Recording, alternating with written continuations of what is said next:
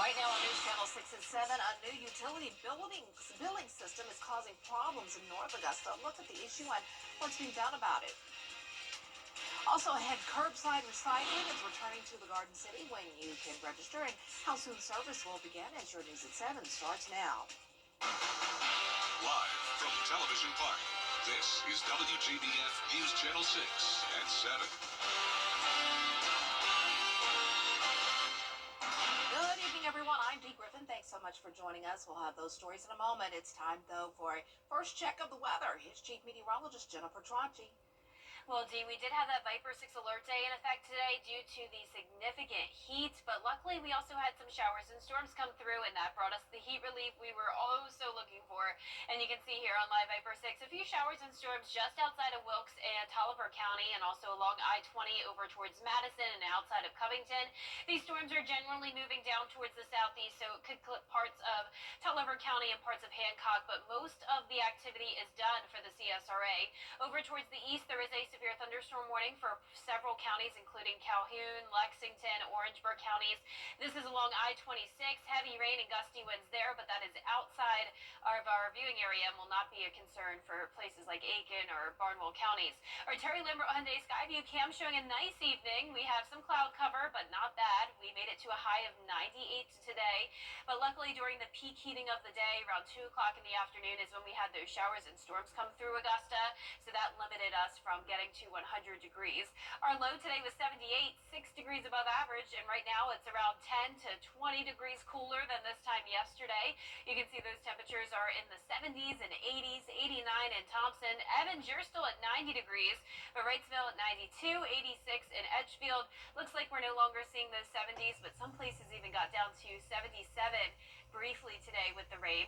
Heat index is still very high, up to 109 for your feels like temperature in Bamberg, otherwise not too bad. Winds are coming in only at around 8 miles per hour, and looking ahead, rain chances will be sticking around as those temperatures go down just a tad, but it will be over the weekend where we finally see a significant cool down. I'll have a look at that coming up. Back to you, Dee. All right, thanks so much. We'll see you in a few minutes. Frustration continues for homeowners in North Augusta trying to pay their water bills. The city has transitioned to a new utility billing system, but the transition has not gone as smoothly as some would have liked. The new billing system, called GovSense, provides an online option for homeowners to pay utility bills quicker and easier. But instead of it being quick and easy, city leaders have gotten numerous phone calls from residents because of a wide range of problems. Some are getting more water bills after making the proper payments, while others are having to come to the municipal building because the new system will not cooperate. We've developed a lot in the last 15 years, and the influx of people will just keep coming and coming and coming, and you need to get stuff like this worked out before you start building 15,000 more however many more thousands of houses, right? You know, you start building all these new cookie cutter neighborhoods and start throwing them up, and you don't have the infrastructure even on this side. Mayor Britton Williams says it's something city leaders have been working to address for months. The finance department has a customer service hotline for concerned residents, but they expect billing cycles to go back to normal next month, so stay tuned for that.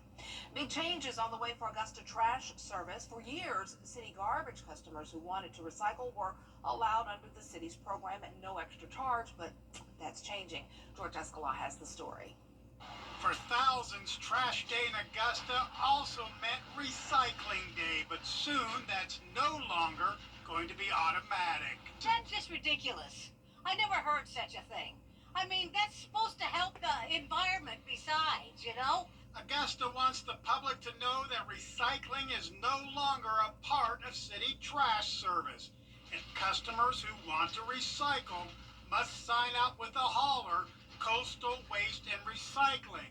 The enrollment starts Friday. I think that's terrible. It's terrible. That's not that. That's the only words I have for it. That's not a good thing.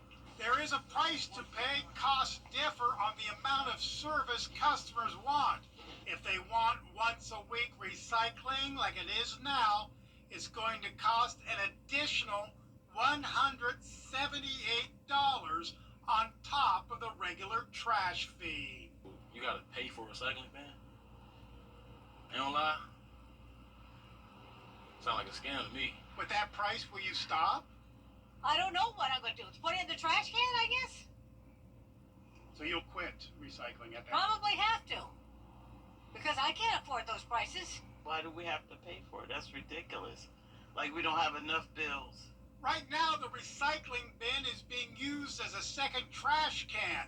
The city stopped providing the service, but those cans will go away starting November 1st unless trash customers want to pay. In Augusta, George Escala, WJBF, News Channel 6. A part of Broad Street is closing due to the James Brown Linear Park project. Construction will be in between 8th and 9th Streets across from the Augusta Common. Now, only the inside lanes on both sides of the street will be closed. All parking spots on the street will be closed to accommodate realigned travel lanes. One business owner says this could affect businesses in the area.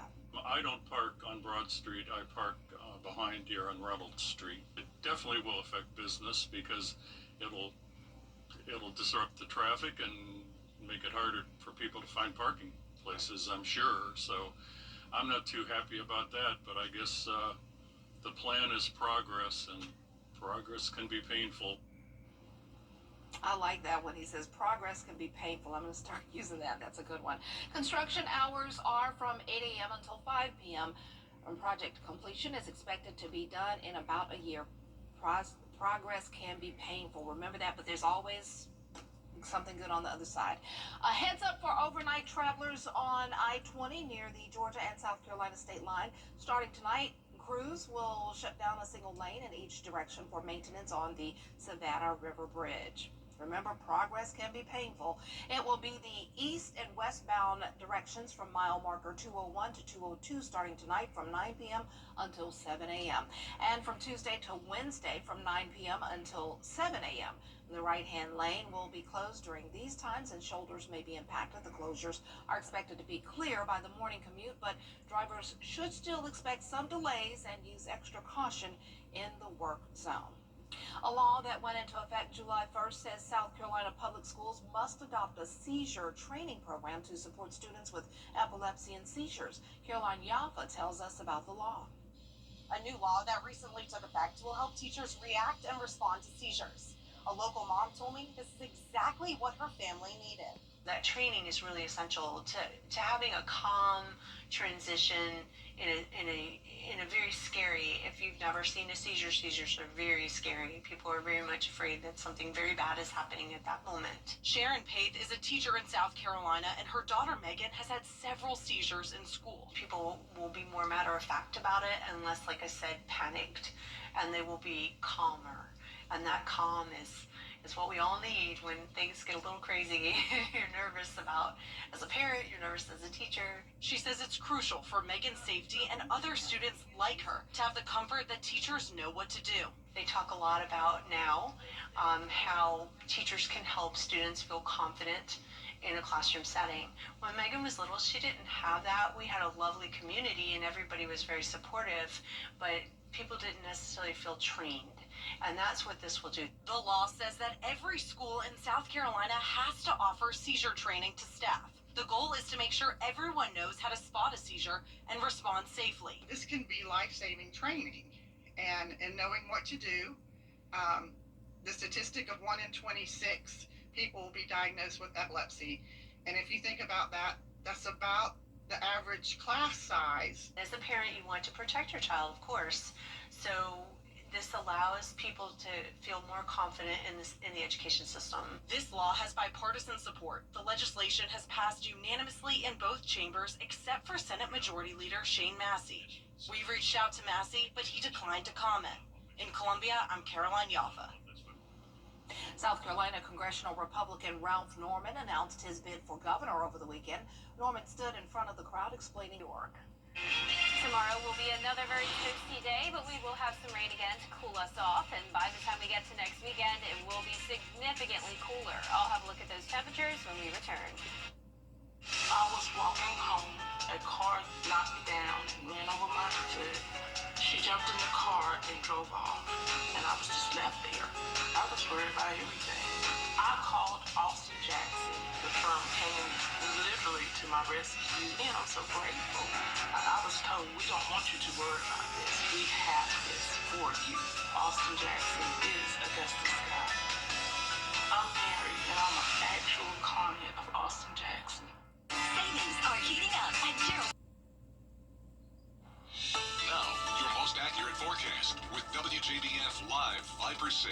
Welcome back. Here's the latest on Live Viper 6. It is mostly dry with storms to our east and some storms to our west. Now, as for Wilkes and Taliaferro County, it's just some light rain. The stronger activity is staying to the west of us, and we're going to keep things mostly dry tonight. Our Terry Lambert Hyundai Skyview cam already showing dry conditions here in Aiken, just mostly cloudy skies. We're sitting at 83 degrees, feeling like 90 with light winds out of the southwest. Around the CSRA, most of us are in those low 80s, but it's still up to 91 degrees in McCormick and Lincolnton, a whole 10 degrees cooler to the south in Swain. Now, your most accurate forecast with WJBF Live Viper 6. Welcome back. Here's the latest on Live Viper 6. It is mostly dry with storms to our east and some storms to our west. Now, as for Wilkes and Taliaferro County, it's just some light rain. The stronger activity is staying to the west of us, and we're going to keep things mostly dry tonight. Our Terry Lambert Hyundai Skyview cam already showing dry conditions here in Aiken, just mostly cloudy skies. We're sitting at 83 degrees, feeling like 90 with light winds out of the southwest. Around the CSRA, most of us are in those low 80s, but it's still up to 91 degrees in McCormick and Lincolnton, a whole 10 degrees cooler to the south in Swainsboro. Heat index varies from the 80s all the way into the triple digits, still feeling like 108 in Allendale, 109 in Bamberg, oppressive heat over there. We have this upper level trough that stirred up some showers and storms today, and we're still under that ridge of high pressure, but that high pressure will continue to scoot towards the west. That'll bring us some higher rain chances as we go into the rest of the week, but we do still have one more day of those heat alerts. A heat advisory is in effect for the counties here in orange, heat warning for the counties in pink. Remember, it's just different criteria for different National Weather Service offices, so that's why we have two different types of alerts, but it's all telling you the same thing. Heat index up to 112 once again tomorrow. It's high to dangerous levels of heat stress potential for Tuesday. We're staying away from the extreme category like we were at today and yesterday, so we are cooling down just a tad, and of course, if you do run into some rain tomorrow, it'll feel much cooler, and that's what we're expecting as we get into the afternoon. Still plenty of opportunity to climb into the mid to even upper 90s, but we will quickly cool down once that rain moves in. So we're keeping it dry through tomorrow morning. By the time we get to around 2 o'clock in the afternoon, isolated showers and storms will pop up. Now, just like today, some of them could be strong to severe, but there's no widespread threat of severe weather. Now, there is a chance, though, of some minor flooding, and it's because these storms could just sit over the same area for a long period of time. You can see by tomorrow at 7 p.m., light showers expected around Augusta, some heavier downpours here and there. So the entire CSRA is under a marginal risk of minor flooding for tomorrow, excessive rainfall, so not a major threat there either, but overall a typical summertime day, 60% chance of rain, and then the rain chances start to go down by Thursday. That'll be mostly dry and a mostly hot day, I could say, but then as we go into the weekend, not looking so hot anymore. Rain chances will really be taking over due to a cold front coming through, and that cold front is expected to stall out around the area, bringing us clouds, rain chances, and a cool down. So this is next Sunday. You can tell just by the yellow color here that that's indicating some much cooler temperatures. And we're also seeing that on our temperature outlook from August 3rd, which is next Sunday, through the 7th, below normal temperatures are expected all across the CSRA. So how cool are we talking? Well, last Sunday, yesterday, we got to 101 degrees. This upcoming Sunday, 83 degrees will be your forecast high. That's close to where our low temperatures have been lately. It's an 18-degree temperature difference. Average high is 94, so it looks like we're either well above it or way below it. And luckily for everyone that is tired of the heat, we are getting well below it this weekend, but our low temperatures are above average by a few degrees. 76 in Augusta tonight. Highs tomorrow are still going to be hot. Some places could get up to 99. I'm just keeping 100 out of the forecast since we do have those rain chances. Then as we go into the rest of the week, we're going to see those mid to upper 90s still, but then that huge drop off to 86 on Saturday, mostly cloudy and wet. And then those temperatures will stay in the mid to upper 80s all the way into the middle of next week. Now back to you, Dee. All right, thanks so much. As heat continues across the CSRA, we want to remind you that there are a number of cooling centers across the area, and they include the Carrie J. Mays Center on 11th Avenue, the Bernie Ward Center on Lumpkin Road, the Henry H. Brigham Center on Golden Camp Road, and the Blythe Center on Highway 88. Also, May Park, the Robert Howard Center on Windsor Spring Road, and the Warren Road Community Center. They're all open to the public from 9 a.m. until 7 p.m. The McBean Center on Windsor Spring Road and the Sand Hills Community Center will be open from 9 a.m. until 5 p.m. For a full list of cooling stations around the CSRA, just go to our website, WJBF.com. We'll still ahead, NFL Hall of Famer and Colorado head football coach Deion Sanders announcing his diagnosis of bladder cancer. We'll have the latest from him after the break. Eczema. The Very Vera Show, Thursdays at 12:30 on News Channel 6. Weather headlines on News Channel 6, brought to you by Southpaw Roofing. The live Viper 6 mobile app. Download it today. Former professional football and baseball player Deion Sanders coming out about his fight with cancer. The current head football coach at the University of Colorado sharing today how he made a will in case he did not survive. Melissa Don shares his story and a remarkable update to his diagnosis. Last night was tough. Yesterday was tough. NFL legend Deion Sanders sharing this cryptic social media video timestamped May 9th, where he shares that he made a will during his ongoing health battle. To think that you may not be here. Sanders announcing his battle with bladder cancer during Monday's fall camp press conference. The Colorado head coach sharing the emotional news alongside his doctor, who said he's now cured. You have no idea how good God has been for me to be here.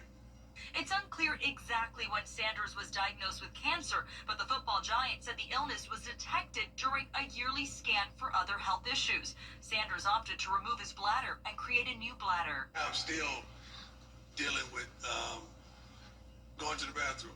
Like, it's a whole life change. Like, I can't, and I'm going to be transparent, I can't pee like I used to pee. It's totally different. Sanders was very open about the condition, sharing that he dropped 25 pounds during the process. I know there's a lot of people out there going through what I'm going through and dealing with what I'm dealing with. And let's stop being ashamed of it. Sanders thanking his doctors for their care and encouraging others to get screened. I am pleased to report that the results from the surgery are that he is cured from the cancer. Everybody, get checked out. Because if it wasn't for me getting tested for something else, they wouldn't have stumbled up on this. Sanders says he still plans to coach his team this fall and is stressing the importance of getting cancer screenings that can be life-saving if they detect issues early on. Melissa Don, ABC News, Los Angeles. Are you ready for a great offer on A standoff took place between two animals and it was caught on video. Take a look. Oh. That's a squirrel taking on a rattlesnake at the San Diego National Wildlife Refuge. Go, squirrel, go. Get him. Get him. The squirrel kept tossing wood chips at the snake and managed not to get bitten. The whole thing lasted about 8 minutes. Wildlife officials say the snake didn't bother attacking because it had just eaten and was probably too full to fight. Thank goodness. Poor squirrel. Squirrel's like, I got you. I can take you on. You know, just, I got you. I can't believe it. I can't believe it either. The squirrel could so easily just run away. Yes, but he's like, I'm not going to back down to a battle. No, I think the squirrel wanted to eat him. Probably thought about it at least. Bless his heart. Bless his Wow, heart. good squirrel. Well, that's the time we have for tonight. Thanks so much for joining us. I want to take a personal privilege right here to say hello and I love you to my cousin Peggy Williams, sweetie as we call her. Thank you for being so wonderful and such strength for me. I love you. Have a good night, everybody.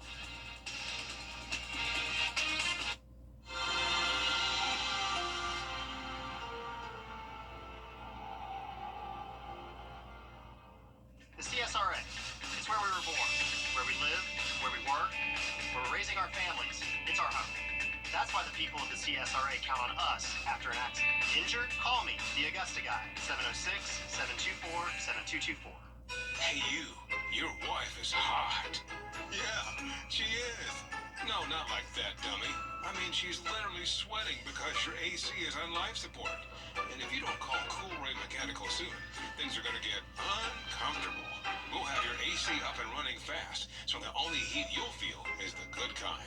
Cool Ray Mechanical, your REIT Pro partner, has been keeping homes cool, wives comfortable, and marriages intact since 2006.